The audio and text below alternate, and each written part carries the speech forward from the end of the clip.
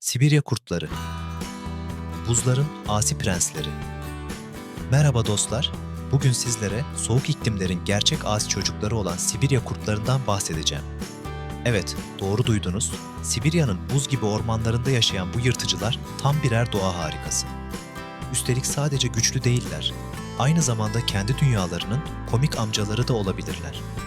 Hazırsanız, gelin Sibirya kurtlarının hayatına dalalım. Öncelikle, Sibirya kurtları kimdir? Bilimsel adıyla Canis lupus albus, yani beyaz kurtlar. Genellikle Sibirya'nın geniş ve sert doğasında yaşarlar. İsmi beyaz kurt olarak geçer. Çünkü tüyleri genellikle bembeyazdır. Düşünün, kışın karlar üstünde yürürler. Neredeyse görünmez olurlar. Tam kamuflaj ustası.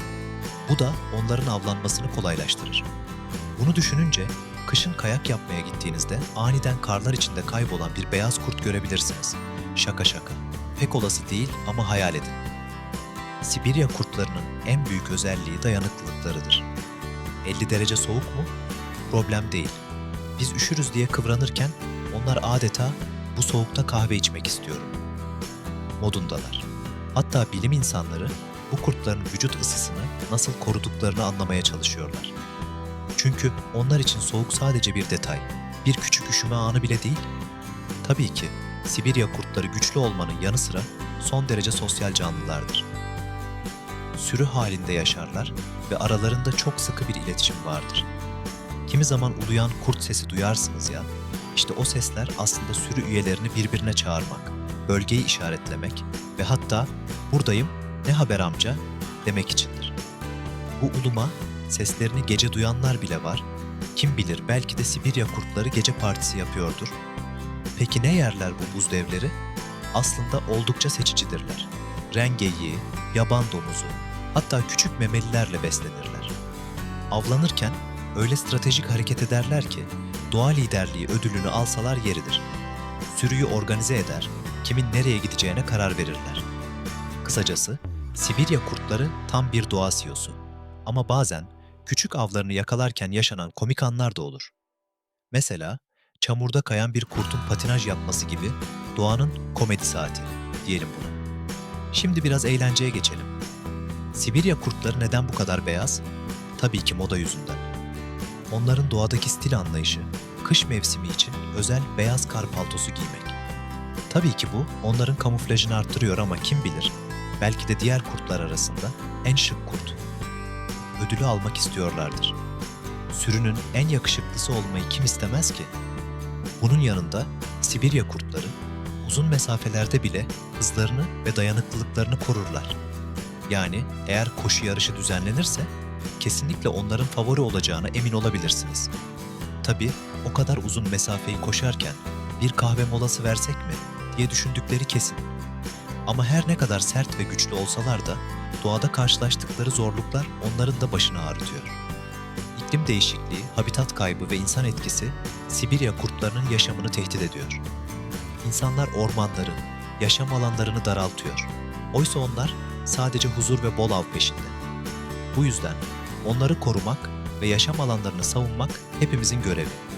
Sonuç olarak Sibirya kurtları sadece soğuk havanın kralı değil, aynı zamanda doğanın en dayanıklı ve sosyal canlılarından biri. Onların hikayesi bize doğanın gücünü, dayanıklılığını ve biraz da komik yanlarını gösteriyor. Bir dahaki sefere kışın dışarı çıktığınızda belki o bembeyaz kurtların izlerini ararsınız. Kim bilir, belki bir tanesi sizinle merhaba diye ulur. Sibirya kurtları, dünyanın en zorlu ve en soğuk bölgelerinde hayatta kalmayı başaran hayvanlar arasında yer alır. Bu kurtlar sadece fiziksel güçleriyle değil, aynı zamanda sosyal zekaları ve dayanıklılıklarıyla da dikkat çekerler. Onların yaşadığı geniş topraklar, ormanlar, tundralar ve dağlık bölgeler sıradan bir hayvan için değil, gerçek bir savaşçı için tasarlanmış gibidir. Kurtlar genellikle sürü halinde yaşarlar. Sürü, en temel anlamıyla onların hayatta kalma stratejisidir. Tek başına mücadele eden bir kurt, zorlu doğa koşullarında pek şansı yoktur. Ama sürü içinde hareket eden kurtlar, birbirlerinin eksikliklerini kapatır ve birlikte avlanarak daha büyük ve güçlü avları yakalayabilirler. Bu koordinasyon adeta mükemmel bir orkestra gibidir. Her kurt kendi bölümünü çalar ve ortaya kusursuz bir senfoni çıkar. Sürü yapısı oldukça hiyerarşiktir. Alfa, beta ve omega olarak adlandırılan pozisyonlar sürünün düzenini sağlar. Alfa kurt sürünün lideridir ve kararları o verir. Ancak bu liderlik zorunlu bir tahakküm değil, daha çok sorumluluk ve saygıya dayanır. Alfa kurtun en önemli görevi sürüyü korumak ve beslemektir. Beta kurtlar alfa kurtun yardımcısıdır. Sürünün ikinci en önemli üyeleridir ve gerektiğinde liderlik görevini devralabilirler. Omega kurt ise sürüdeki en düşük hiyerarşiye sahip olan kurt olabilir ama onun da sürü içinde önemli bir rolü vardır. Omega, sürünün stresini azaltan ve sosyal dengeyi sağlayan bir barış elçisidir. Evet, doğada bile aramızda barışçılar vardır. Sibirya kurtları soğuğa karşı inanılmaz bir dayanıklılık gösterirler. Kalın kürkleri onları karlı ve buzlu ortamlarda korurken pençeleri kar üzerinde rahat hareket etmelerini sağlar. Ayrıca metabolizmaları düşük sıcaklıklara uyumludur. Kış aylarında av bulmak zorlaşsa da bu kurtlar yılmadan sabırla av peşinde koşarlar. Zaman zaman kilometrelerce yol yürür, bazen donmuş nehirleri aşar ve zorlu dağları tırmanırlar. Onların bu azmi ve kararlılığı gerçekten takdire şayandır. Avlanma teknikleri ise tam bir zeka oyunudur. Sürü önceden plan yapar ve koordineli şekilde hareket eder. Özellikle rengeyi gibi iri avları yakalamak için farklı rollerdeki kurtlar görev alır. Bazıları avı yavaşlatır, bazıları kuşatır, bazıları ise pusu kurar. Bu ekip çalışması, futbol takımlarının paslaşmaları kadar organize ve etkilidir. Ama doğada bazen işler planlandığı gibi gitmez. Kaygan, buzda kayan kurtlar veya sürü içi komik anlar da yaşanır. Örneğin bir kurt avın peşinden koşarken dengesini kaybedip komik bir şekilde yuvarlanabilir. Bu durum kurtların da aslında eğlenebilen canlılar olduğunu gösterir. Sibirya kurtlarının iletişim şekilleri çok çeşitli ve gelişmiştir. Uluma en bilinen iletişim yöntemidir. Sürü üyeleri birbirlerine uluyarak konumlarını bildirir, tehlikeyi haber verir ve sosyal bağlarını güçlendirirler. Ancak uluma sadece işlevsel değildir. Bazen geceyi şenlendiren bir kurt korosu gibi de düşünülebilir. Onların uluma melodileri ormanın sessizliğinde yankılanırken doğanın müziğini oluşturur. Ayrıca beden dili ve yüz ifadeleri de sürü içi iletişimde büyük rol oynar. Bir kurtun kulaklarını geriye yatırması, diğeriyle anlaşamadığının ya da uyarıda bulunduğunun işaretidir.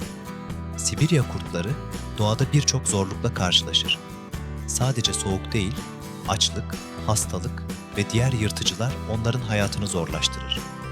Özellikle kış aylarında av bulmak zorlaşır ve sürü dayanışması daha da önem kazanır.